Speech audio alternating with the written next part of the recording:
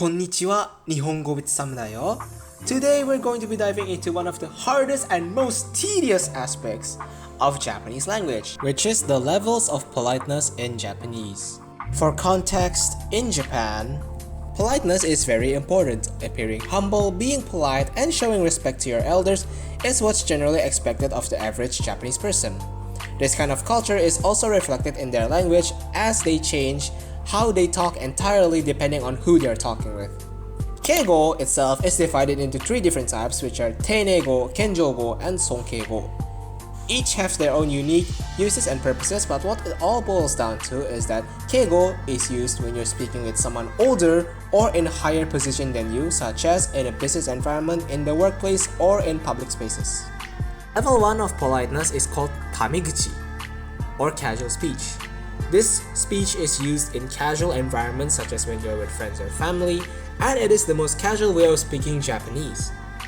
It's great for small talk and makes the conversation less stiff because you use less formal sounding particles, but keep note that you shouldn't use this with strangers because you're not close yet with them, so it is impolite.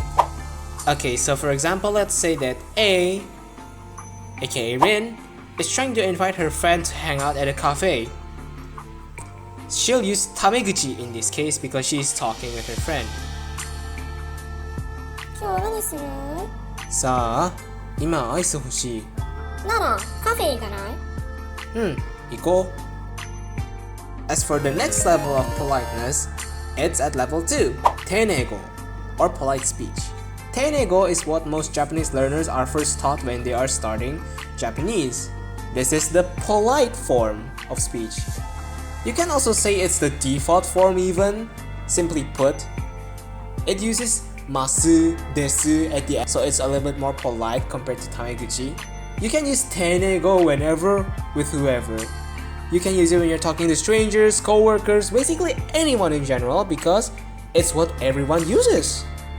It's polite, formal, and generally the safest option if you're unsure how polite you should be when talking with someone.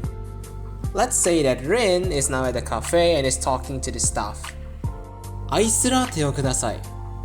かしこまりました。Or if Rin is talking to someone she just met at school. はじめまして、Rin です。よろしくお願いします。Here, using tameguchi would sound too casual because you are talking to a stranger or talking to someone you first met. So using teinego, or the basic polite form, is correct because you don't want to sound too formal, but you don't want to sound too casual either. The next level of politeness we will discuss is kenjogo, or humble speech.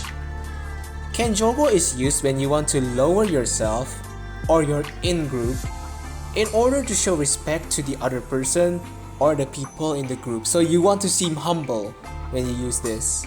It's commonly used in business contexts, in your workplace, customer service, speaking with clients or superiors, so on and so forth.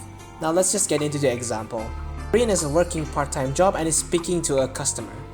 So the default or the teinego would be 今確認します. But to be extra polite since you're talking with a customer, the kenjogo is used. So it changes into 今確認いたします. Next, let's say that Rin is speaking to her boss. Teinego would be 後で連絡します. But the kenjogo would be 後ほどご連絡いたします. You see how it changes the entirety of the sentence to sound more polite? Yeah, this is where it gets complicated for Keigo. And sonkeigo is even more complicated. And at the max level, we have sonkeigo, aka respectful speech. Sonkeigo is used to show respect to someone in a higher position than you when you are speaking about them. So basically, you use this for your boss, your teachers, your superiors, your elders, etc. You just want to show that you are very respectful towards them, so you use a more polite speech, way more polite than teinego.